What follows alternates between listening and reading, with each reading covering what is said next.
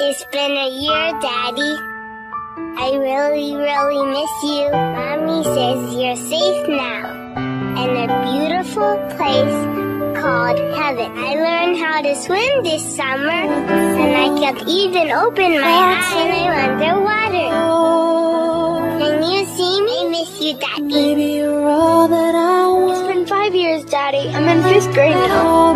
I don't need to sleep with the light on anymore. Try not to cry, Daddy. My still hurt. I really miss you, Daddy. Can you see me? It's been 10 years, Daddy. I started high school. I made the honor roll. I hope you're proud of me. I started thinking about colleges. Do you think I could be a doctor? I know you'll be with me when I walk down the aisle. I hope you know you're my hero. I love you so much. Can you see me? I miss you, Daddy. I really miss you, Daddy. I miss you, Daddy. I really miss you, Daddy. Yeah, it's that time of year again. I'm back. There are 3 things that are certain in life: death, taxes, and freaks. No matter where you go, there's always gonna be a freak within a 100-foot radius. And even if you're in a room, there's always gonna be a freak in there, no matter how small the room is. And if you don't know of any freaks in the room, chances are it is you. Yes, you watching this video right now. But don't worry here, pal, because look here.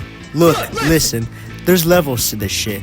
Being a freak doesn't necessarily mean it's a bad thing. Sometimes it's a good thing to be a freak. Now, I don't know if you guys know this, but here's a little industry secret. There's levels to this shit. You got different levels to being a freak. At the bottom of the freak hierarchy, you got your base level freaks, which the rarity for these guys, I'm gonna say common to uncommon. Because like I said before, there's not many freaks. You know what I mean? I don't even know if I did say that.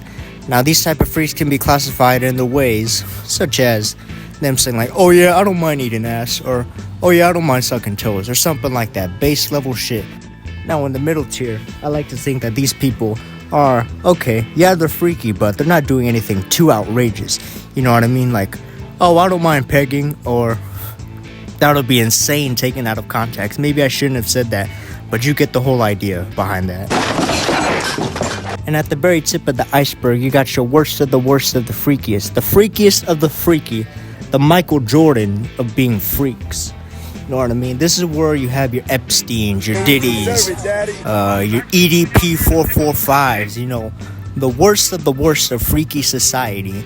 This is the point where maybe a tier lower or two, but I'd say I consider this is where it starts to get illegal. And in this video, I'm gonna be your guide. I'm gonna channel my inner Coyote Peterson, and we're gonna dissect and take a deep dive into 3 special freaks I've gathered for this video. This is an introduction to Critical Bastards Hall of Fame freaks, possibly a continuing series. Let's get into the first freak. How the hell can you even make a top 3 freaks video without mentioning Sean Diddy Combs? That's like having basketball without Jordan. That's like having boxing without Mike Tyson. It's just not possible. It's also like having a certain somebody who's known for dating an 8th grader when he was in junior year, not date an 8th grader. You know what I'm saying? I'm not going to say any names, but if you know, you know. And if you understood that reference, I love you. Where the hell do I even begin with Mr. Combs? Even the allegations. This dude, according to this source, this fucking dude has had over 1,000 fucking bottles of baby oil at his LA mansion. And according to this article from The Cut, it says here that Combs has been charged with sex trafficking and racketeering. And they noted that law enforcement officers had seized more than 1,000 fucking bottles of baby oil and lubricant. It does not get any more freakier than that. Holy shit. And in another article from San Diego NBC, it's just, okay, so basically it's about Diddy's lawyer trying to explain away the 1,000 fucking bottles of baby oil in Diddy's sex house. Okay, so this might not be a reliable source, but what it says here, Attorney Mark, whatever the fuck last name that is, he addressed the 1,000 bottles of baby oil, and he says he's explaining that Combs regularly buys in bulk. Alright, now let's take a look at a regular bottle of baby oil. The brand I'm going to be going with is Johnson & Johnson. Also, it's the first search result that came up. If you look at this bottle, right, 100 ml, all right, what the fuck do you need 1,000 of them for? Like, at most, if you're a freaky ass motherfucker like Diddy, the most you should have is like 2. It's like, I'd imagine it's the size of like, I don't know, a water bottle or something. When what fucking universe, what planet around what star, right, would you ever need 1,000 of these bitches?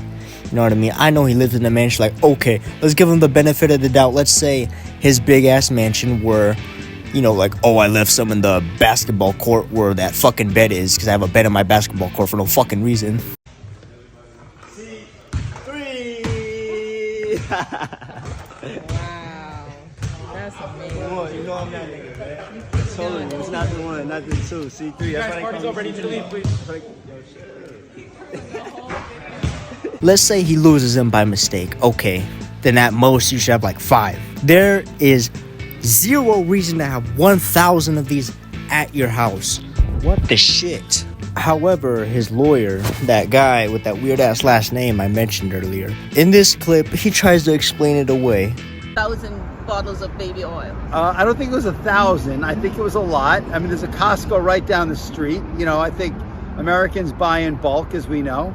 And you know, this is consensual adults doing what consensual adults do. You know, we can't get so puritanical in this country to think that somehow sex is a bad thing, because if it was, there'd be no more people. It's consensual adults doing what consensual adults do. Really?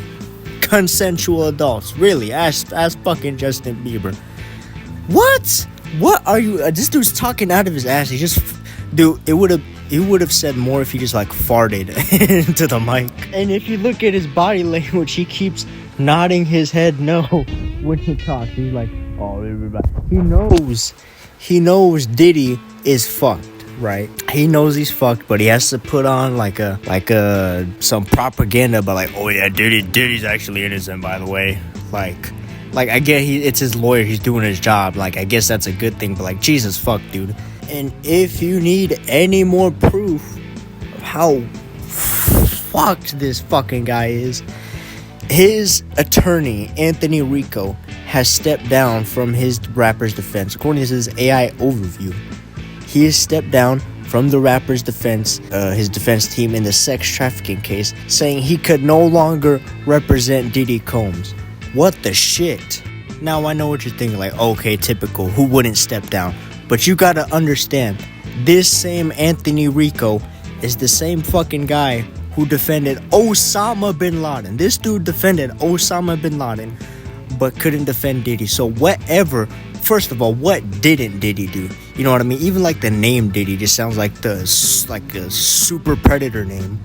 You know what I mean? That's like the ultimate freak name. So whatever the hell he saw in that case file, all the evidence that was stacked against him, whatever he saw, it was just so bad that he had to step down. This dude would rather defend Osama bin Laden than Diddy. And you know what? Fine. Can you really blame him? Like, that might sound crazy, but can you blame him for defending Osama bin Laden over Diddy? So yeah, I'm sure you guys all get the idea. Diddy's a freak, no surprise there. I don't think anything else needs to be said about it, because it's just like pouring a glass of water into the ocean. Lucy, you better show me some fucking titties. I don't give a fuck. Like, oh, well, I'm just coming out here to pick up a cupcake and go back home. If you haven't heard that audio or seen that clip, I'd be very surprised if you haven't. Now, if you don't know who the guy is, then I can't blame you. I never heard of him until like after he got exposed. Not only has this dude inappropriately messaged what he thought was a 13-year-old, he actually went out to try and meet a 13-year-old to have inappropriate relations with her. Yes, man. It's sad. I appreciate it, man. Thank you. But anyway, then you said... Quick question. How long will this interview be? You don't get to determine that. That, at least to my knowledge, that has never happened before. Now, when you see YouTubers get exposed for being like groomers or predators or something, it's always like they send inappropriate message. Never has there, at least to my knowledge, there has never been a YouTuber who actually got caught trying to meet up with said minor. This dude has such influence on like internet predators in general. Like anytime there's a new internet pedophile, they're always referred to as like EDPs or something. And you could see this influence if you watch Gideon's EDP watch. Literally, it's called EDP watch. That's where that name came from. All right, enough talk, man. Let me explain the whole lore behind this fat fuck warthog of a human being, commonly referred to as Eat Dat Pussy 445. Yes, that is his actual online alias. I'm not making that up. All right, here's the basic rundown. Starts off, these three guys, or mainly these two, Instagram account of what EDP thinks is a 13-year-old named Sophie. And here's the three guys, CC Unit, Chet Goldstein, and the camera guy Javier, who you see later on in the video. So the chat starts off pretty much normal. She approaches him as a fan. She was like, oh, dude, I just discovered your channel. You're so funny, blah, blah, blah, blah. And EDP was talking back like, oh, it's because I keep it real on these, blah, blah, blah, blah. And then like a little bit after, it kind of turns freaky. You know, I remember there was this one part where EDP sent an actual picture of his shit in a toilet. And on that fateful day, that will forever haunt EDP for the rest of his life, April 18th, 2021, 3 o'clock p.m. He would go on to try and meet this said 13-year-old named Sophie, but instead, he would come out of shock. He'd find 3 sweaty men with cameras. Right away in the video, you could tell that this man just saw his career fade away before his eyes. It just got Thanos snapped out of reality. Yeah. So this is you texting all this, correct? This is your Instagram, yes or no? Right. Okay. All right. So again, what made you start this conversation with this said 13-year-old? You said what you're doing right here, correct? Yes or no? Right. Okay, go ahead. Well, she messaged me, right? And she messaged me, and I'm not going to lie to you. Man. You know what I mean? Sometimes, you know, person feels lonely and stuff, and they want the interaction. Okay. You know what I mean? And that's pretty much what had happened. Okay, so this isn't what happened. She never said she was lonely right here, correct? Yes or no? Correct. Okay, and you did double text here, yes or no? Correct. Knowing, and it said on her profile 13, yes? Correct. Okay, so you initiated a conversation with a 13-year-old knowing she was 13, yes or no? Correct. Okay, so is that a good look for you? No, it's not. She messaged you because she was lonely. Flawless defense, EDP. This man's obviously innocent. He not a pedophile, by the way. This guy's not a pedophile. He's innocent. You're free to go. Yeah, man. So before we get into the messages, the last thing that he was asking, go ahead about the second time. Yeah, the second time you've done this before. First time, yeah. He's been exposed for this before? That's fucking crazy. Well, to no one's surprise, I don't know if you guys knew, but even before this, he's been exposed like, I remember in the video it said about 6 to 7 times. He's been exposed for this before. You know, obviously it's been 5, so after 5, what would you say the number is? 6. 6? 6 minors. Name them. Only started gaining traction when Cold Raven, if you guys know, Cold Raven started exposing him.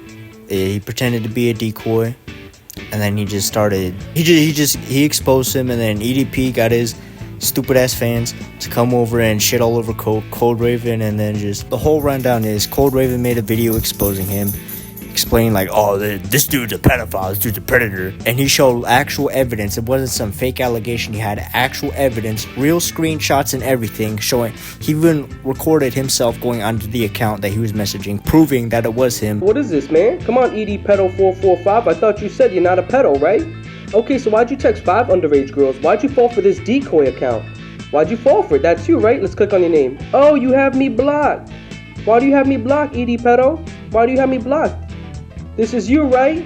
That's your username, that's your face. And EDP's response, it was half-assed. Basically, he was like, oh, you're just a mean bitch. Fucking pedophile. Alright, cool, that's nice, my nigga.